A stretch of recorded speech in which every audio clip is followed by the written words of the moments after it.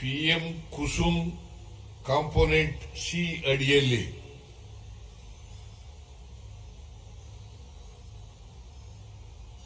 ಸೌರೀಕರಣ ಯೋಜನೆಗೆ ಚಾಲನೆ ಕೊಡ್ತಕ್ಕಂಥ ಕಾರ್ಯಕ್ರಮದಲ್ಲಿ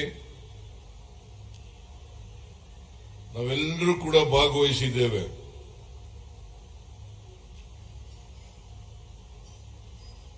ಈ ಕಾರ್ಯಕ್ರಮವನ್ನ ಅತ್ಯಂತ ಸಂತೋಷದಿಂದ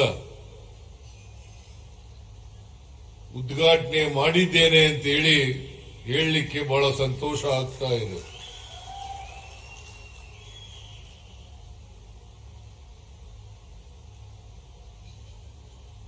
ಈ ಪಿಎಂ ಕುಸುಮ್ ಕಾಂಪೋನೆಂಟ್ ಸಿ ಅಡಿಯಲ್ಲಿ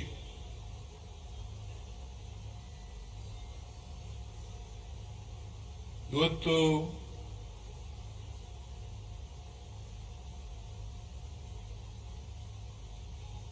ಅಧಿಕೃತವಾಗಿ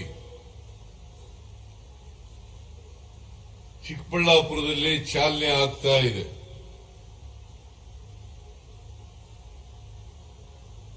ಈಗಾಗಲೇ ಇಡೀ ರಾಜ್ಯದಲ್ಲಿ ಸುಮಾರು 200 ಮೆಗಾವ್ಯಾಟ್ ಉತ್ಪಾದನೆ ಮಾಡ್ತಾ ಇದ್ದು ಕುಸುಮ್ ಸಿನಲ್ಲಿ ರಾಜ್ಯದ ಅನೇಕ ಭಾಗಗಳಲ್ಲಿ ಇದು ಚಾಲ್ತಿನಲ್ಲಿ ಇರುತ್ತದೆ. ಈ ಯೋಜನೆ ಇವತ್ತು ಚಿಕ್ಕಬಳ್ಳಾಪುರದಲ್ಲಿ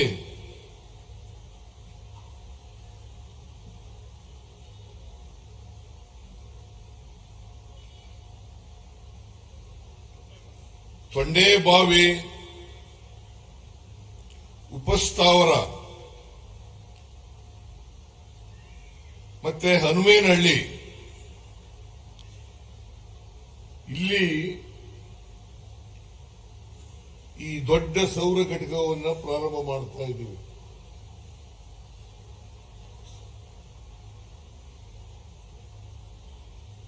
ಈ ಸೌರ ಘಟಕದಲ್ಲಿ ಸುಮಾರು 20 ಮೆಗಾವ್ಯಾಟ್ ವಿದ್ಯುತ್ತನ್ನು ಉತ್ಪಾದನೆ ಮಾಡಲಾಗುವುದು.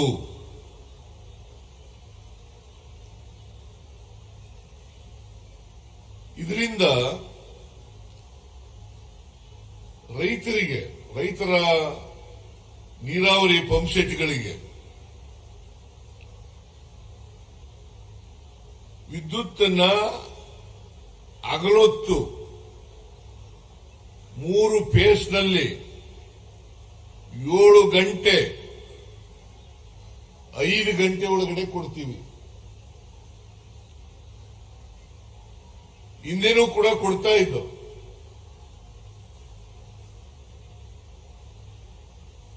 ಆದರೆ ಹಗಲೊತ್ತೇ ಕೊಡ್ತಾ ಇರಲಿಲ್ಲ. ಈಗ ರೈತರಿಗೆ ಹಗಲೊತ್ತು ಕೊಡ್ತಾ ಇದ್ದೇವೆ. ಈಗೆಲ್ಲ ನೀವು ನೋಡಿದ್ದೀರಿ, ಅನೇಕ ಜಿಲ್ಲೆಗಳ ರೈತರುಗಳು ನನ್ನ ಜೊತೆ ಸಂವಾದವನ್ನ ಮಾಡಿದ್ರು. ಎಲ್ಲ ರೈತರುಗಳು ಕೂಡ ಹೇಳ್ತಾ ಇದ್ದಾರೆ, ಈ ಕುಸುಮ್ ಸಿ ಯೋಜನೆಯಿಂದ ನಮಗೆ ಬಹಳ ಉಪಯೋಗ ಆಗಿದೆ. ಈ ಯೋಜನೆಯನ್ನ ತಂದು ರೈತರಿಗೆ ರಾತ್ರಿ ವೇಳೆ ವಿದ್ಯುತ್ ಸರಬರಾಜು ಮಾಡತಕ್ಕಂಥ ಪದ್ಧತಿ ನಿಂತಿದೆ. ರಾತ್ರಿ ಹೊತ್ತು ಹೋಗಬೇಕಾಗಿತ್ತು ರೈತರು. ಅಲ್ಲಿ ಪ್ರಾಣಿಗಳ ಭಯ ಇತ್ತು, ಬೇರೆ ಹಾವು ಚೇಳುಗಳ ಭಯ ಇತ್ತು, ಮತ್ತೆ ವಿದ್ಯುತ್ ಅಪವ್ಯಯ ಆಗ್ತಾ ಇತ್ತು. ಈ ಅಪವ್ಯಯ ಆಗ್ತಕ್ಕಂಥದ್ದು ನಿಂತಿದೆ. ಸಂಪೂರ್ಣವಾಗಿ ಗುಣಮಟ್ಟದ ವಿದ್ಯುತ್ತು ರೈತರ ಪಂಪ್ಸೆಟ್ಗಳಿಗೆ ಸಿಗ್ತಾ ಇದೆ. ನಾವು ಯಾವತ್ತೂ ಕೂಡ ನಮ್ಮ ಸರ್ಕಾರ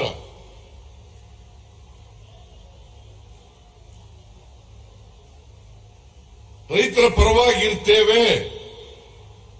ಅನೇಕ ಕಾರ್ಯಕ್ರಮಗಳನ್ನು ರೈತರಿಗೆ ಮಾಡ್ತೇವೆ, ಸಹಾಯ ಮಾಡಿದ್ದೇವೆ, ಅನೇಕ ಕಾರ್ಯಕ್ರಮಗಳನ್ನು ರೂಪಿಸಿದ್ದೇವೆ. ಅದರಲ್ಲಿ ಈ ಕಾರ್ಯಕ್ರಮನೂ ಕೂಡ ಒಂದು ಅಂತಕ್ಕಂಥದ್ದನ್ನು ತಮಗೆ ತಿಳಿಸಲಿಕ್ಕೆ ಬಯಸ್ತಾ ಇದ್ದೇನೆ. ಯಾಕಂತಂದ್ರೆ ರೈತರು ಈ ದೇಶದ ಬೆನ್ನೆಲುಬು. ಅದಕ್ಕೋಸ್ಕರ ಕರ್ನಾಟಕ ಸರ್ಕಾರ ಪ್ರತಿ ವರ್ಷ ರೈತರ ಪಂಪ್ಸೆಟ್ಗಳಿಗೆ 19,000 ಕೋಟಿ ಸಬ್ಸಿಡಿಯನ್ನು ಕೊಡ್ತಾ ಇದ್ದೇವೆ. 19,000 ಕೋಟಿ. ಈ ಕುಸುಮ್ ಸಿ ಯೋಜನೆ ಕೇಂದ್ರ ಸರ್ಕಾರದ ಯೋಜನೆ. 2021ರಲ್ಲಿ ಕರ್ನಾಟಕದಲ್ಲಿ ಜಾರಿಯಾಗಿ ಮಾಡಬೇಕು ಅಂತ ಹೇಳಿ ತೀರ್ಮಾನ ಆಯಿತು. ನಮ್ಮ ಸರ್ಕಾರ ಇರಲಿಲ್ಲ ಆಗ. 21, 22, 23 ನಮ್ಮ ಸರ್ಕಾರ ಇರಲಿಲ್ಲ. ಆಗ ಇದ್ದಂತ ಸರ್ಕಾರ ಬಿಜೆಪಿ ಸರ್ಕಾರ. ಬಿಜೆಪಿ ಸರ್ಕಾರ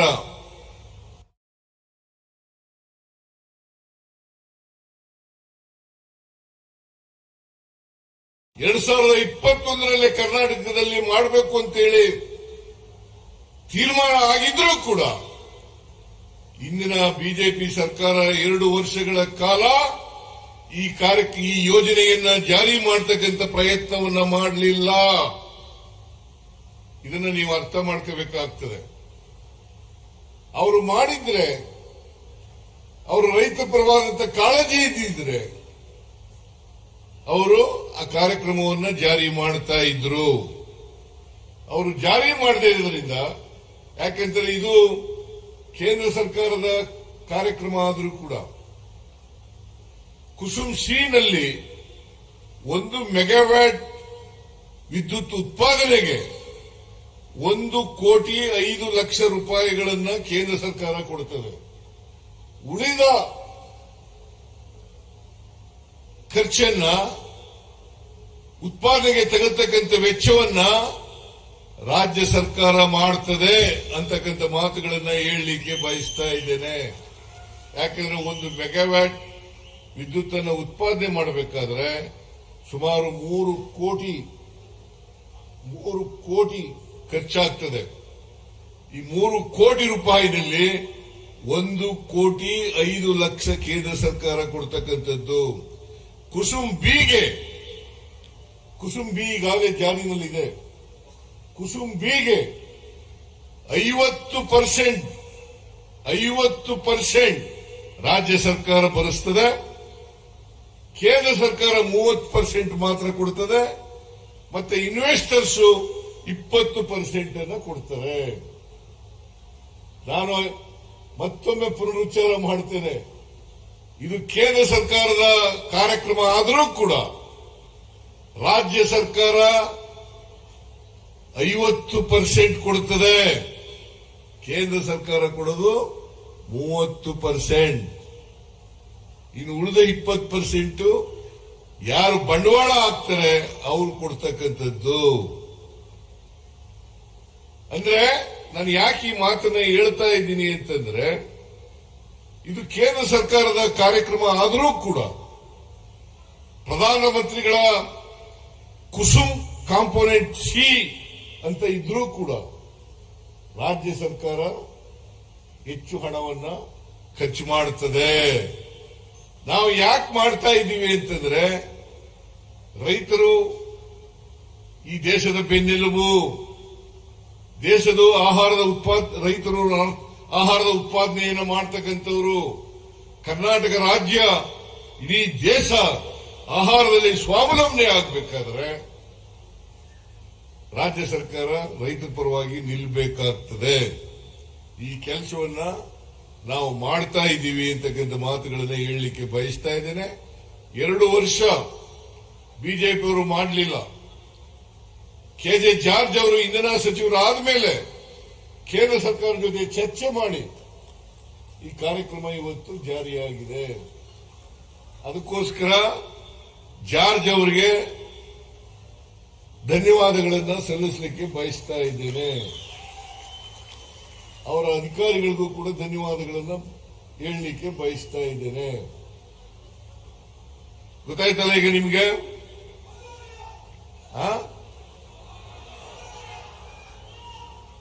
ಬಿಜೆಪಿ ಸರ್ಕಾರ ಒಂದೇ ಒಂದು ಮೆಗಾವ್ಯಾಟ್ ವಿದ್ಯುತ್ ಅನ್ನು ಕೂಡ ಉತ್ಪಾದನೆ ಮಾಡಲಿಲ್ಲ.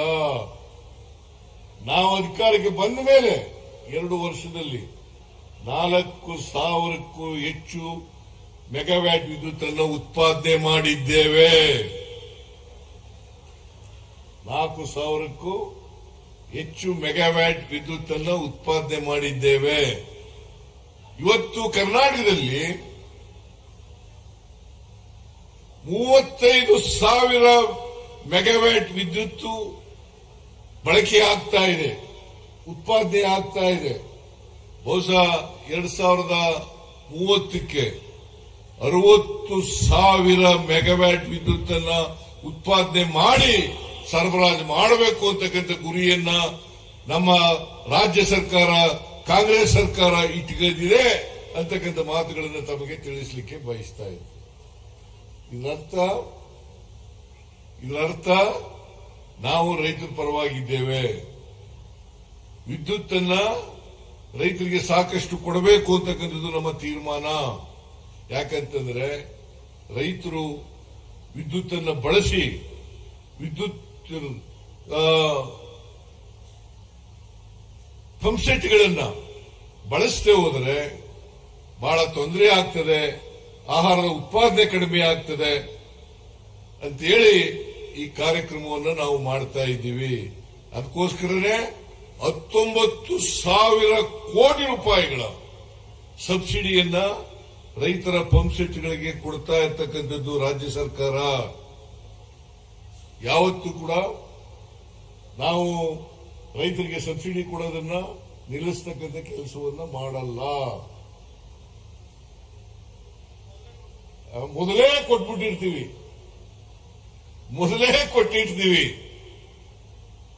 ಹಾಗೇನೆ ಇವತ್ತು ಗೃಹ ಜ್ಯೋತಿ ಕಾರ್ಯಕ್ರಮ ಇದೆಯಲ್ಲ, ಗೃಹ ಜ್ಯೋತಿ ಕಾರ್ಯಕ್ರಮ ಈಗಾಗಲೇ 9,000 ಚಿಲ್ಲರೆ 9,200 ಕೋಟಿ ರೂಪಾಯಿ ಅಲ್ಲ, 9,200 ಕೋಟಿ ರೂಪಾಯಿಗಳನ್ನ 2024-25ನೇ ಸಾಲಿನಲ್ಲಿ ಪಾವತಿ ಮಾಡಿದ್ದೇವೆ. ಸುಮಾರು 1,60,00,000 ಕುಟುಂಬಗಳಿಗೆ 1,64,00,000 ಕುಟುಂಬಗಳಿಗೆ 200 ಯೂನಿಟ್ ವರೆಗೆ ಫ್ರೀ ಕರೆಂಟ್ ಅನ್ನು ಕೊಡ್ತಾ ಇದ್ದೀವಿ. ನೋಡಿ, ನೀವು ಫ್ರೀ ಕರೆಂಟ್ ಕೊಟ್ಟರು ಕೂಡ ಚಪ್ಪಾಳೆ ತಟ್ಟೋದಿಲ್ವಲ್ಲ. ಫ್ರೀ ಕರೆಂಟ್ ಹಿಂದೆ ಯಾವುದಾದ್ರೂ ಸರ್ಕಾರ ಕೊಟ್ಟಿತ್ತ ನಿಮ್ಗೆ? ಇದರರ್ಥ ನಾವು ಬಡವರ ಪರವಾಗಿದ್ದೀವಿ, ದಲಿತರ ಪರವಾಗಿದ್ದೀವಿ, ಹಿಂದುಳಿದವರ ಪರವಾಗಿದ್ದೀವಿ. ಅದಕ್ಕೋಸ್ಕರವಾಗಿ ಅನೇಕ ಗ್ಯಾರಂಟಿ ಯೋಜನೆಗಳನ್ನು ಜಾರಿಗೆ ತಂದಿರತಕ್ಕಂಥದ್ದು. ಶಕ್ತಿ ಯೋಜನೆ, ಗೃಹಲಕ್ಷ್ಮಿ ಯೋಜನೆ, ಗೃಹ ಜ್ಯೋತಿ ಯೋಜನೆ, ಅನ್ನಭಾಗ್ಯ, ಯುವ ನಿಧಿ ಕಾರ್ಯಕ್ರಮ. ವಿರೋಧ ಪಕ್ಷದವರು, ಜೆಡಿಎಸ್ನವರು ಟೀಕೆ ಮಾಡ್ತಾರೆ. ಏನಂತ ಟೀಕೆ ಮಾಡ್ತಾರೆ? ಈ ಕಾರ್ಯಕ್ರಮಗಳಿಗೆ ಗ್ಯಾರಂಟಿ ಯೋಜನೆಗಳನ್ನ ಜಾರಿಗೆ ಕೊಟ್ಟದ್ರಿಂದ ಅಭಿವೃದ್ಧಿಗೆ ಹಣ ಇಲ್ಲ. ನಾನು ಕೇಳ್ತೀನಿ, 19,000 ಕೋಟಿ ಸಬ್ಸಿಡಿ ಕೊಡ್ತಾ ಇದೀವಲ್ಲ, ದಿವಾಳಿ ಆಗಿರ್ತಕ್ಕಂಥ ಸರ್ಕಾರದಲ್ಲಿ ಕೊಡ್ಲಿಕ್ಕೆ ಸಾಧ್ಯ ಆಯ್ತಿತ್ತ? ಇಂತಹ ಕುಸುಮ ಯೋಜನೆ, ಕುಸುಮ ಸಿ ಕುಸುಮ ಬಿ ಯೋಜನೆಯನ್ನ ಜಾರಿ ಮಾಡಲಿಕ್ಕೆ ಸಾಧ್ಯ ಆಯ್ತಿತ್ತ? ಇದನ್ನ ನೀವು ಅರ್ಥ ಮಾಡ್ಕೋಬೇಕು ಅಂತಕ್ಕಂಥದ್ದು ನನ್ನ ಮನವಿ ಅಂತಕ್ಕಂಥ ಮಾತುಗಳನ್ನ ಹೇಳಲಿಕ್ಕೆ ಬಯಸ್ತಾ ಇದ್ದೇನೆ. ಯಾಕಂತಂದ್ರೆ ಬಿಜೆಪಿಯವರು ಸುಳ್ಳು, ಅವರು ಅಧಿಕಾರದಲ್ಲಿದ್ದಾಗ ಏನೂ ಮಾಡಲಿಲ್ಲ, ಬರೀ ಲೂಟಿ ಹೊಡ್ಕೊಂಡಿದ್ರು. ಆ ಲೂಟಿ ಹೊಡೆದವರು ನಮಗೆ ಇವತ್ತು ಅಪಪ್ರಚಾರದಲ್ಲಿ ತೊಡಗಿದ್ದಾರೆ. ಅದರಿಂದ ಈ ಬಿಜೆಪಿಯವರ ಅಪಪ್ರಚಾರಗಳಿಗೆ ಕಿವಿ ಕೊಡಕ್ ಹೋಗ್ಬೇಡಿ. ನಾವು ನುಡಿದಂತೆ ನಡೆದಂತ ಸರ್ಕಾರ, ಏನು ಜನರಿಗೆ ಹೇಳಿದ್ದೋ ಅವುಗಳನ್ನ ಚಾಚೂ ತಪ್ಪದೇನೆ ಜಾರಿ ಮಾಡಿದ್ದೇವೆ. 2013ರಿಂದ 18ರವರೆಗೆ ನಾವು ಅಧಿಕಾರದಲ್ಲಿದ್ದಾಗ 165 ಭರವಸೆಗಳನ್ನ ನಮ್ಮ ಪ್ರಣಾಳಿಕೆ ಮೂಲಕ ಕೊಟ್ಟಿದ್ದವು. ಈ ಸಾರಿ ಅಧಿಕಾರಕ್ಕೆ ಬಂದ ಮೇಲೆ 593 ಭರವಸೆಗಳನ್ನು ಕೊಟ್ಟಿದ್ದೇವೆ. 2013ರಿಂದ 18ರವರೆಗೆ ನಾವು ಅಧಿಕಾರದಲ್ಲಿದ್ದಾಗ 165 ಭರವಸೆಗಳಲ್ಲಿ 158 ಭರವಸೆಗಳನ್ನು ಈಡೇರಿಸಿದ್ದೇವೆ. ಈಗ ಅಧಿಕಾರಕ್ಕೆ ಬಂದ ಮೇಲೆ 593 ಭರವಸೆಗಳಲ್ಲಿ 242 ಭರವಸೆಗಳನ್ನು ಈಡೇರಿಸಿದ್ದೇವೆ. ಇನ್ನು 3 ವರ್ಷಗಳಲ್ಲಿ ಉಳಿದ ಭರವಸೆಗಳನ್ನೆಲ್ಲ ಜಾರಿ ಕೊಡ್ತಕ್ಕಂಥ ಪ್ರಯತ್ನವನ್ನ ಪ್ರಾಮಾಣಿಕವಾಗಿ ಮಾಡ್ತೇವೆ ಅಂತಕ್ಕಂಥ ಮಾತುಗಳನ್ನು ಹೇಳಲಿಕ್ಕೆ ಬಯಸ್ತಾ ಇದ್ದೇನೆ. ಒಟ್ಟಾರೆ ಕಾಂಗ್ರೆಸ್ ಸರ್ಕಾರ ನುಡಿದಂತೆ ನಡೆದ ಸರ್ಕಾರ, ಕೊಟ್ಟ ಮಾತಿನಂತೆ ನಡೆದ ಸರ್ಕಾರ. ಈಗಾಗಲೇ ಕೆಜೆ ಜಾರ್ಜ್ ಅವರು ಮತ್ತೆ ಪುಟ್ಟಸ್ವಾಮಿ ಗೌಡರು, ಶಿವಶಂಕರ್ ರೆಡ್ಡಿ ಅವರು, ಆಮೇಲೆ ಸುಧಾಕರ್ ಅವರು ಅನೇಕ ಒತ್ತಾಯಗಳನ್ನು ಮಾಡಿದ್ದಾರೆ. ಎಲ್ಲ ಒತ್ತಾಯಗಳನ್ನ ಜಾರಿ ಮಾಡಲಿಕ್ಕೆ ಸಾಧ್ಯ ಆಗದೆ ಇರಬಹುದು. ಯಾಕಂತಂದ್ರೆ ಸುಧಾಕರ್ ಅವರು ಮಂತ್ರಿ ಮಂಡಲದಲ್ಲಿ ಇರ್ತಕ್ಕಂಥ ಸದಸ್ಯರು, ಆಮೇಲೆ ಜಾರ್ಜ್ ಅವರು ಮಂತ್ರಿಮಂಡಲದಲ್ಲಿ ಇರ್ತಕ್ಕಂಥ ಸದಸ್ಯರು. ಅವರು ನಾವು ಎಲ್ಲ ಸೇರಿ ಈ ರಾಜ್ಯಕ್ಕೆ ರೈತರಿಗೆ ಏನ್ ಮಾಡಬೇಕು, ಏನ್ ಮಾಡಿದ್ರೆ ಒಳಿತಾಗ್ತದೆ ಅಂತಕ್ಕಂಥ ಮಾತುಗಳನ್ನ ಹೇಳಲಿಕ್ಕೆ ಬಯಸ್ತಾ ಇದ್ದೇನೆ. ಶಿವಶಂಕರ್ ರೆಡ್ಡಿ, ನೀವು ಹೇಳಿರ್ತಕ್ಕಂಥ ಒತ್ತಾಯಗಳಿದ್ದಾವಲ್ಲ, ಎಲ್ಲರೂ ಮಾಡಕ್ಕಾಗದೇ ಇರಬಹುದು, ಆದರೆ ಕೆಲವನ್ನ ನೆರವೇರಿಸತಕ್ಕಂಥ ಪ್ರಾಮಾಣಿಕ ಪ್ರಯತ್ನವನ್ನ ಮಾಡುತ್ತೇನೆ. ಪುಟ್ಟಸ್ವಾಮಿ ಗೌಡರು ಕೆಲವು ಒತ್ತಾಯಗಳನ್ನು ಮಾಡಿದ್ದಾರೆ. ಅದರಲ್ಲಿ ಬಹಳ ಮುಖ್ಯವಾಗಿ ಅಲ್ಲೂ ಹೇಳ್ತಾ ಇದ್ರು, ನಾನು ಬರುವಾಗ ಹೇಳ್ತಾ ಬರ್ತಾ ಇದ್ರು, ಚಿಕ್ಕಬಳ್ಳಾಪುರಕ್ಕೆ ಬಂದ ಮೇಲೆ ಹೇಳ್ತಾ ಇದ್ರು, ಚಿಕ್ಕಬಳ್ಳಾಪುರಕ್ಕೆ ಅಲ್ಲ ಗೌರಿಬಿದನೂರಿಗೆ ಒಳಚರಂಡಿ ವ್ಯವಸ್ಥೆ ಇಲ್ಲ,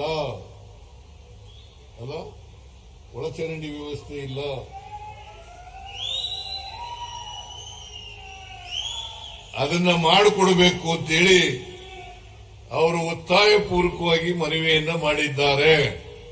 ನಾನು ಹೇಳಿದೆ, ಈ ವರ್ಷ ಬಜೆಟ್ ಮಂಡನೆ ಆಗ್ಬಿಟ್ಟದೆ, ಮುಂದಿನ ವರ್ಷ 100ಕ್ಕೆ 100 ನಿಮಗೆ ಒಳಚರಂಡಿ ವ್ಯವಸ್ಥೆಯನ್ನ ಮಾಡಿಕೊಳ್ಳೋಣ.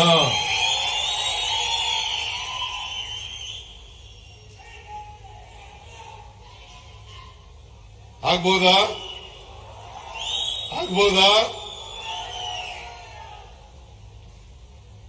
ನಾನು ಕೊನೆಯಲ್ಲಿ ಇಷ್ಟೇ ಹೇಳೋದು, ಈ ಬಿಜೆಪಿಯವರು ಇದ್ದಾರಲ್ಲ, ಅಧಿಕಾರದಲ್ಲಿದ್ದಾಗ ಏನೂ ಮಾಡಲ್ಲ, ಬರೀ ಲೂಟಿ ಹೊಡೆಯೋದು, ಅಧಿಕಾರ ಹೋದ ಮೇಲೆ ಸುಳ್ಳು ಅಪಪ್ರಚಾರ ಮಾಡೋದು. ಅದನ್ನೆಲ್ಲ ನಂಬಕ್ ಹೋಗ್ಬೇಡಿ. ನಿಮ್ಮ ಆಶೀರ್ವಾದ ಹೇಗೆ 2013ರಲ್ಲಿ 23ರಲ್ಲಿ ಇತ್ತು, ಅದೇ ರೀತಿ ಆಶೀರ್ವಾದ ಯಾವಾಗಲೂ ಕೂಡ ನಮ್ಮ ಮೇಲೆ ಇರಲಿ ಅಂತಕ್ಕಂಥ ಮಾತುಗಳನ್ನು ಹೇಳಿ,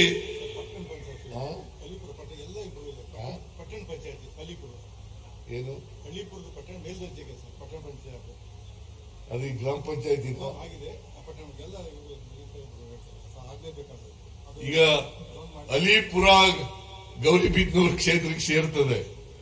ಅದು ಗ್ರಾಮ ಪಂಚಾಯಿತಿ ಇದೆ. ಪುಟ್ಟಸ್ವಾಮಿಗೌಡರು ಹೇಳ್ತಾರೆ ಅದನ್ನ ಪಟ್ಟಣ ಪಂಚಾಯಿತಿಯನ್ನಾಗಿ ಮೇಲ್ದರ್ಜೆಗೆ ಏರಿಸಿ ಅಂತಕ್ಕಂಥ ಮನವಿಯನ್ನು ಮಾಡಿದ್ದಾರೆ. ಅದನ್ನ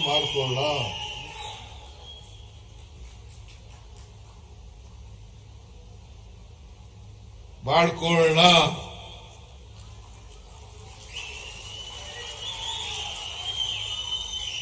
ನಾವು ಜನಪರವಾಗಿರ್ತಕ್ಕಂಥ ಸರ್ಕಾರ, ಬಡವರ ಪರವಾಗಿರ್ತಕ್ಕಂಥ ಸರ್ಕಾರ, ರೈತರ ಪರವಾಗಿರ್ತಕ್ಕಂಥ ಸರ್ಕಾರ, ದಲಿತರ ಪರವಾಗಿರ್ತಕ್ಕಂಥ ಸರ್ಕಾರ, ಮಹಿಳೆಯರ ಪರವಾಗಿರ್ತಕ್ಕಂಥ ಸರ್ಕಾರ, ಅಲ್ಪಸಂಖ್ಯಾತರ ಪರವಾಗಿರ್ತಕ್ಕಂಥ ಸರ್ಕಾರ. ಯಾವುದೇ ಈಗ ನೋಡಿ ನಾವು ಗ್ಯಾರಂಟಿ ಯೋಜನೆಗಳನ್ನು ಮಾಡಿದೀವಲ್ಲ, ಆ ಗ್ಯಾರಂಟಿ ಯೋಜನೆಗಳಲ್ಲಿ ಯಾವುದೇ ಪಕ್ಷ, ಧರ್ಮ, ಜಾತಿ ಇಲ್ಲ. ಬಿಜೆಪಿಯವರು ಇರಲಿ, ಜೆಡಿಎಸ್ನವರು ಇರಲಿ, ಹಿಂದೂ ಧರ್ಮಕ್ಕೆ ಸೇರಿರಲಿ, ಕ್ರಿಶ್ಚಿಯನ್ ಧರ್ಮಕ್ಕೆ ಸೇರಿರಲಿ, ಮುಸಲ್ಮಾನ್ ಧರ್ಮಕ್ಕೆ ಸೇರಿರಲಿ, ಯಾವುದೇ ಜಾತಿ ಸೇರಿರ್ತಕ್ಕಂಥ ಎಲ್ಲ ಬಡವರಿಗೂ ಕೂಡ ನ್ಯಾಯ ಕೊಡ್ತಕ್ಕಂಥ ಪ್ರಾಮಾಣಿಕ ಪ್ರಯತ್ನವನ್ನ ಮಾಡ್ತಾ ಇದ್ದೇವೆ ಅಲ್ವಾ? ಹೌದಾ ಅಲ್ಲ? ಅದರಿಂದ ಇನ್ನು ಮುಂದೆನೂ ಕೂಡ ಜನಪರವಾದಂಥ ಆಡಳಿತವನ್ನು ಕೊಡಲಿಕ್ಕೆ ಪ್ರಾಮಾಣಿಕವಾಗಿ ನಾವು ಪ್ರಯತ್ನ ಮಾಡ್ತೇವೆ. ನಿಮ್ಮ ಆಶೀರ್ವಾದ